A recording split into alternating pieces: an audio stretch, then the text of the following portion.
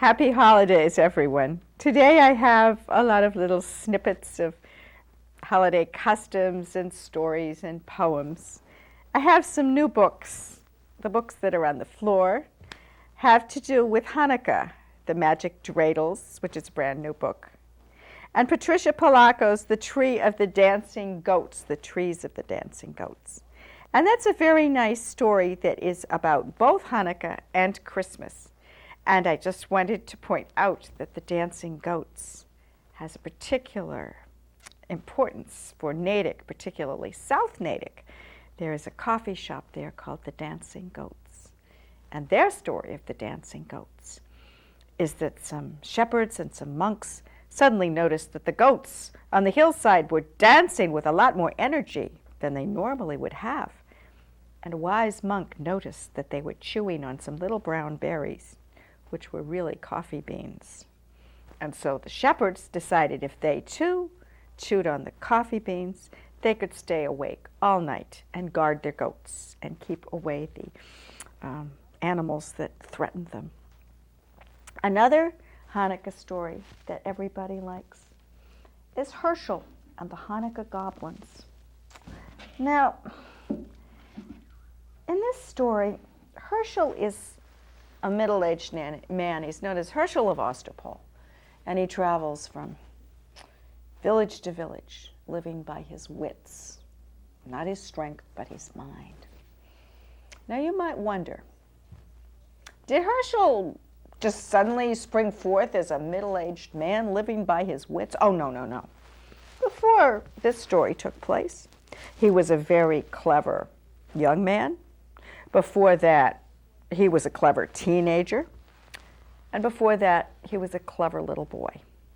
And this is a story about when Herschel was a little boy. Herschel came from a very large family. There were 9 kids in his family. And when you come from a family of 9 kids, you never have to be told to clean your plate. There's never enough food to go around, and everybody eats whatever is put in front of them. And the whole family, their very favorite dish was a roast goose. You can sort of understand that. It's kind of like turkey. But their favorite part of the goose was the feet. The whole family loved to eat the foot of a goose. Now let's do the math. We've got 9 kids, and we've got 2 parents, and together that is 11. And of course, a goose only has 2 feet. So this is what the father would do. The father would cut off one of the feet, and that would be for himself and his wife. So there would be 1 foot for 9 kids. And Herschel was pretty far down the pecking order, so he very rarely got much of the goose's foot to eat at all. One day, Herschel's mother took a goose out of the oven. She put it on the table and went out of the room to do something else. Herschel came in, and he saw the goose there. And there was no one around. So he took a knife, cut off the goose's foot, and sat under the table and ate the whole thing. Just him. And he heard other people coming into the room. So he crawled out from under the table and took his place. Now Herschel's father was no fool. He looked around the table and he saw that Herschel had a grease spot on his shirt. So the father said, what a very strange goose we have. It seems to have only 1 foot. And Herschel said, oh, Father, I see geese with only 1 foot all the time. You do? Said his father.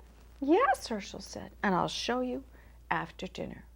So the father carved the goose, and everyone had their allotted share. And then he said, now, Herschel, show me where you see these 1-footed geese. So Herschel went to a little pond with a small hill beside it. And on the hill, there was a flock of geese. And every single goose was standing on 1 leg, with the other one tucked up under its wings. And Herschel said, see, Father, those geese have only 1 leg. That's where our dinner goose must have come from. And the father said, no, they don't. Those geese have two legs. I'll show you. So he went over in the midst of the flock of geese and clapped his hands. And every single goose put down the other foot. And Herschel said, Father, why didn't you do that at the dinner table? If you'd just clapped your hands, then our goose would have had 2 feet. And that was how Herschel started living by his wits. Now, around the 1830s, an American poet, Clement Moore, wrote the poem, "'Twas the Night Before Christmas." And that was the poem that completely changed Christmas in America. Before that poem, Christmas was either ignored or was a really wild, festive, drunken brawl. So this sort of put Christmas into the household and made it much more for children and about presents rather than parties. So the original poem was written in the 1830s, and this version, which just came out now, is set in 1904. And this is called "'Twas the Night Before Christmas," an African-American version by Melody Rosales. And this is the house where the Christmas is going to take place. The Weatherby's Christmas Eve, 1904. And the father that you're going to see in the pictures is a dairyman. And here is his dairy wagon outside the house on Christmas Eve. And here they're ready for Santa Claus. And the kids have written Sandy a letter. It says, "Dear Santy, we wish we could have lots of goodies. Thank ye. Jephthah, Melinda, Elias, and Hester Weatherby." And they gave Santa a jar of huckleberry jam.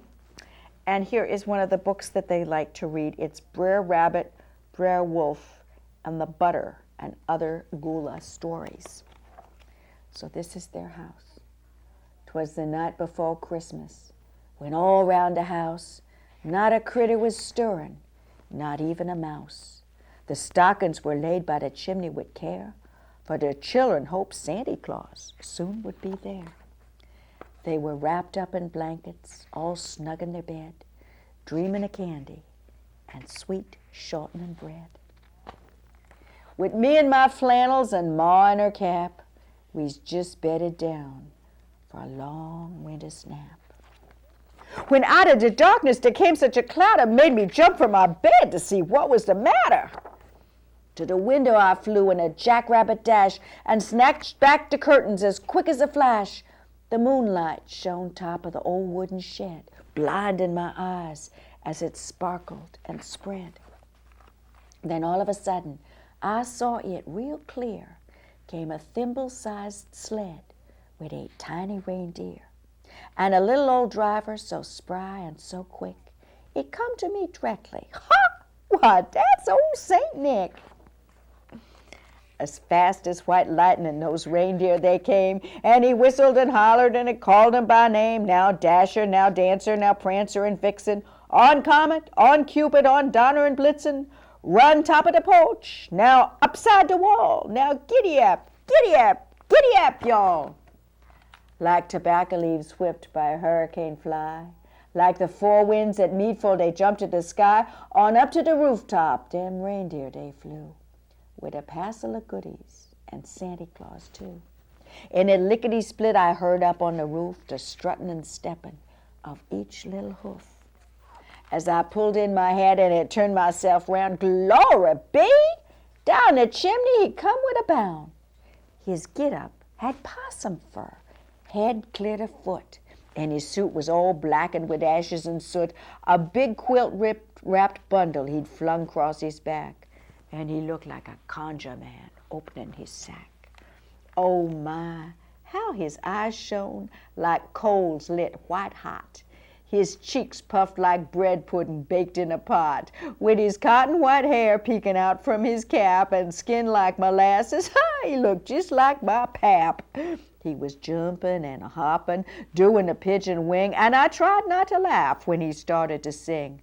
An old corncob pipe he gripped tight twixt his teeth, and smoke circled his head like a Georgia pine wreath.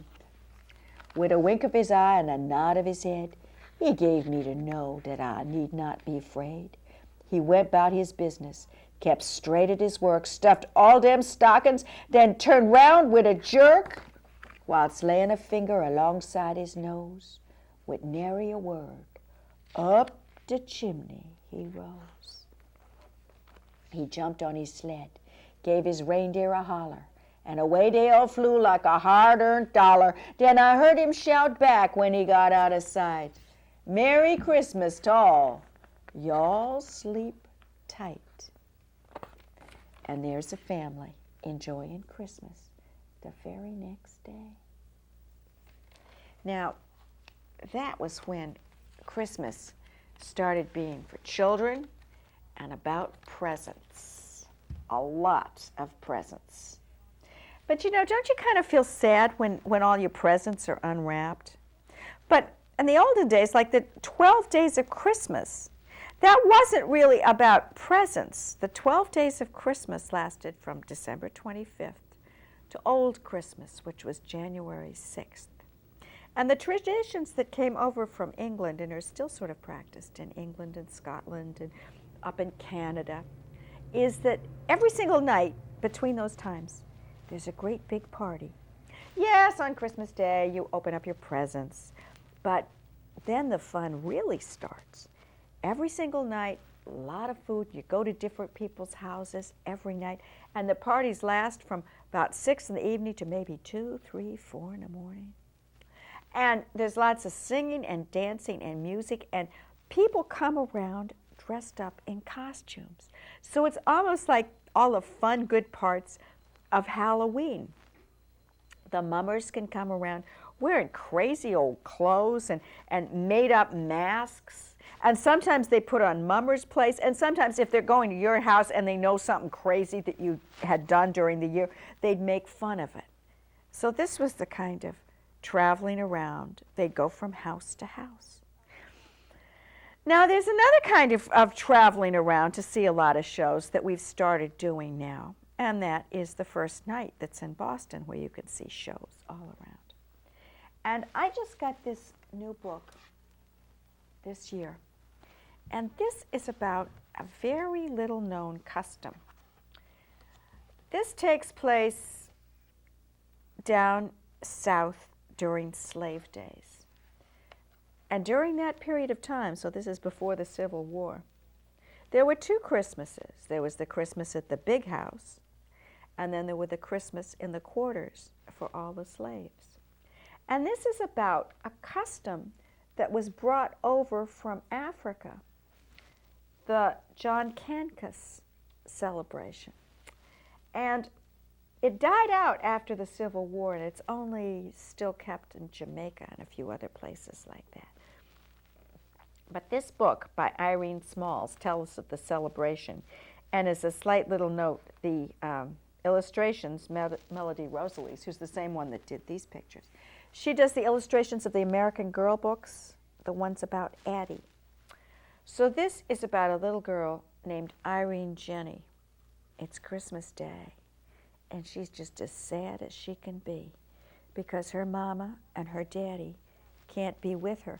Now, her daddy was just about the best fiddle player around there, and he's so good that he was loaned out to another big house for a party on Christmas Day, and her mama was loaned out to be a maid, and they had to go. So she is there on Christmas Day with no family, but she does have a wonderful godmama who sings beautiful songs and cooks, and this godmama, she just sees Irene Jenny looking so down and sad, and she says, well, now you just remember, the John Cankus is coming, the corners, they's coming, and just the very words made Irene Jenny kind of smile. She couldn't help herself, because they was always so much fun. And just then Kevin, he showed up and he said, the Coners are coming, the Coners are coming. And first, there was an acrobat wearing like a a crazy patchwork quilt and feathers, and they's dancing around, and they start singing, "Hi-lo, here we go, hi-lo, here we go, Coner's coming, hi-lo, here we go, Coner's coming, coming."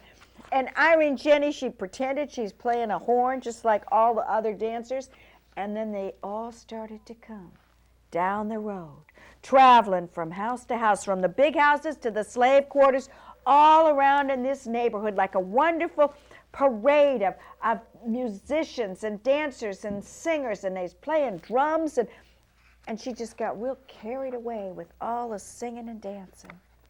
And then that year, the man who was being the John Kansas leader, well, he's just as tall as you can, he's about 7 feet tall, and he had a great big high feathered hat on that made him about 8 foot tall.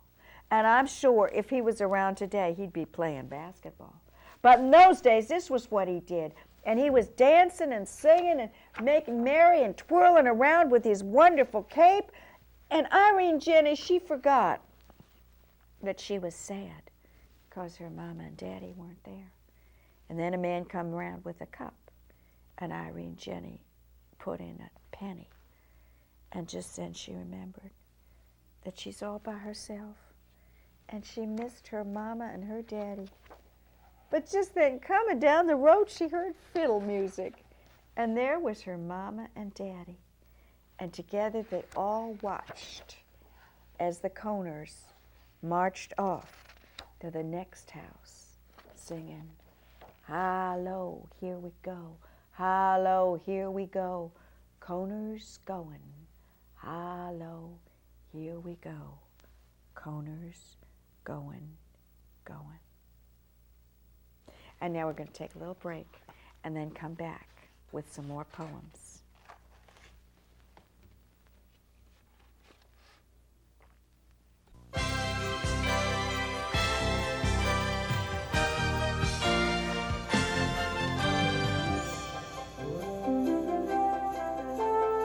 Happy holidays from Natick Community Farm.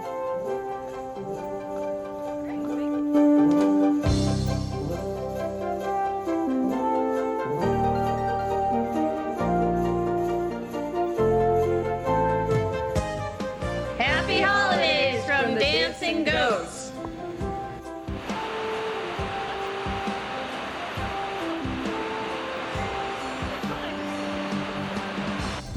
Happy holidays from South Natick. Happy holidays, Merry Christmas, Natick.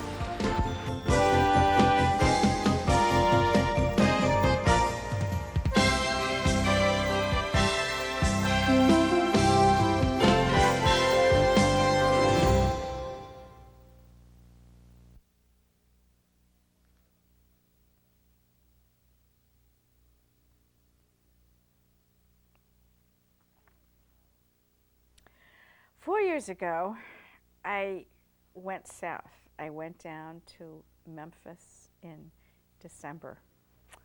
And it was going to be fun because I was going to go see my daughter who was in a play of The Lion, the Witch, and the Wardrobe. But what made it really fun was I avoided a blizzard here in Massachusetts.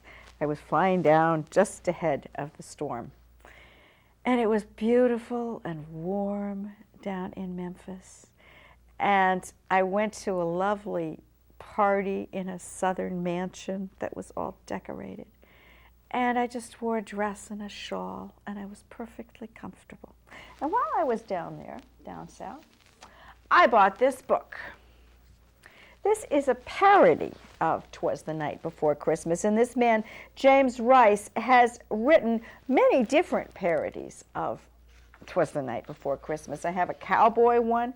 But this is the Cajun Night Before Christmas. Now, the Cajun folk, they live down in Louisiana. They live in the bayou near New Orleans.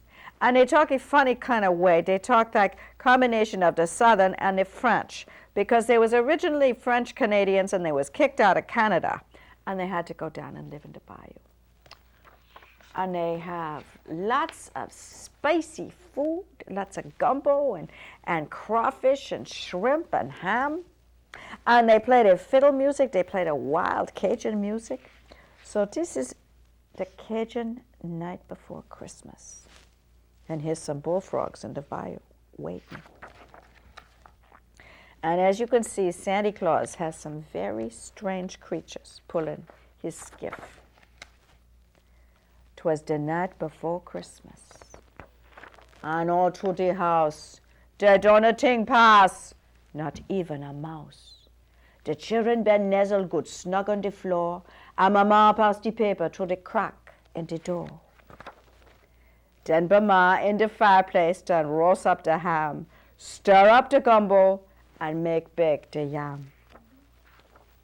Then out on the bayou, they got such a clatter, make sound like old Boudreaux done fall off the ladder. I run like a rabbit to get to the door, trip over the dog, and fall on the floor. As I look out the door, in the light of the moon, I think, man, you're crazy, or get old too soon. 'Cause there on the bayou, when I stretch my neck stiff, there's 8 alligator a pulling the skiff. And a little fat drover with a long pole stick. Ha! I knew right away, got to be old Saint Nick. More fast and faster the gator they came. He whistled and hollered and called him by name. Ah, Gaston, ah, T-boy, ah, Pierre and Alcée, Jean Nanette, Gilles Suzette, Céleste and René. Boy, look at those gators, they flying through the air. To the top of the porch, to the top of the wall, make crawl, alligator, and be sure you don't fall. The poor dog and cat of the alligators come over the house. Like Tante Flo's cat through the treetop he fly, when the big old hound dog come a run himself by. Ooh, they're like that up the porch, them old gator climb, with a skiff full of toy, and St. Nicholas behind. Then on the top of the porch roof, it sound like the hail, with all them big gator done suck down the tail. Just listen to the alligator slapping the tail on the roof. Then down the chimney, I yell with a bam, and St. Nicholas fall and sit on the yam. Sacre, he exclaimed, my pants got a hole. I done set myself on that red hot coal. Burned his pants. He got on his foots and jumped like a cat out to the floor where he land with a splat.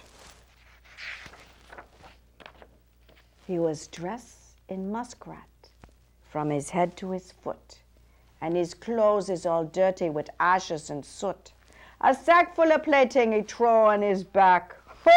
He looked like a burglar, and that for a fact. His eyes, how they shine, his dimple, how merry. Maybe he been drink the wine from blackberry. His cheek was like rose, his nose like a cherry. On second thought, maybe he lap up the sherry. With snow-white chin whisker and quiver and belly, he shook when he laughed like the strawberry jelly. But a wink of his eye and a shook of his head made me confidence that I don't got to be scared. He don't do no talking, gone straight to his work. Put plaything in sock and then turn with a jerk.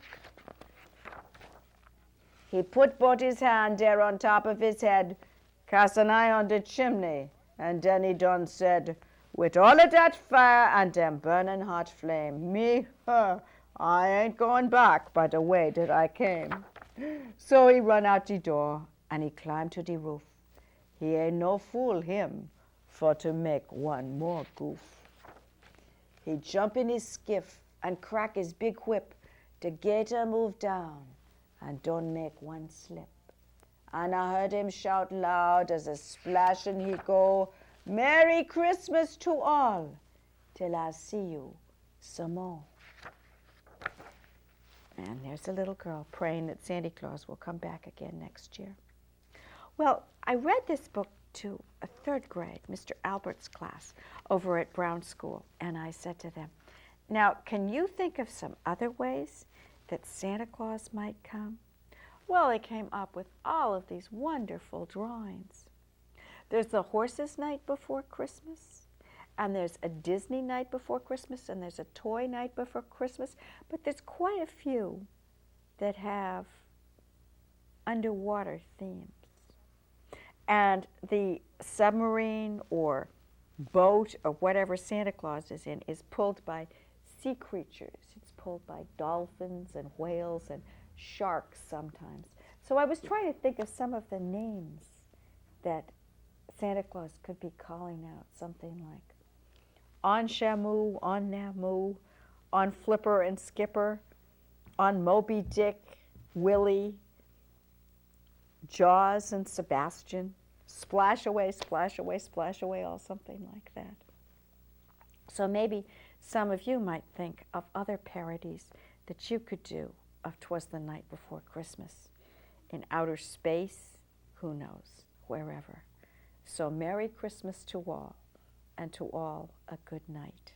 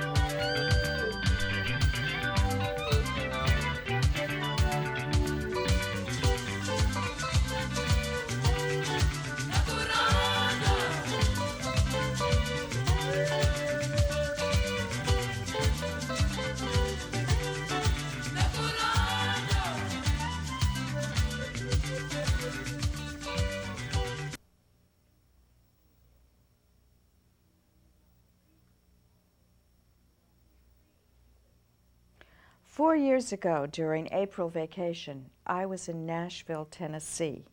And when I was there, I bought this T-shirt that has masks from 4 different cultures around the world.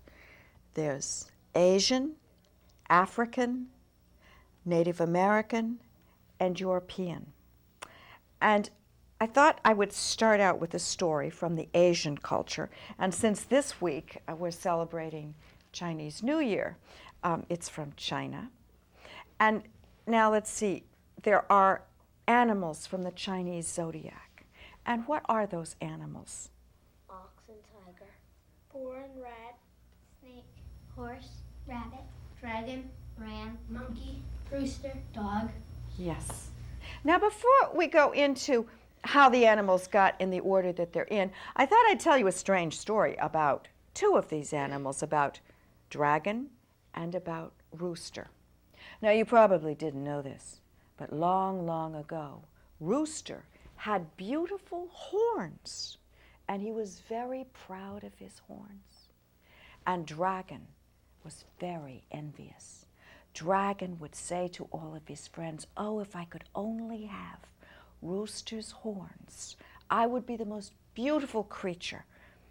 And he said to his friend Worm, "Do you think Rooster would lend me his horns when I go up to visit the sky god?" And Worm said, "Well, I'll tell you what,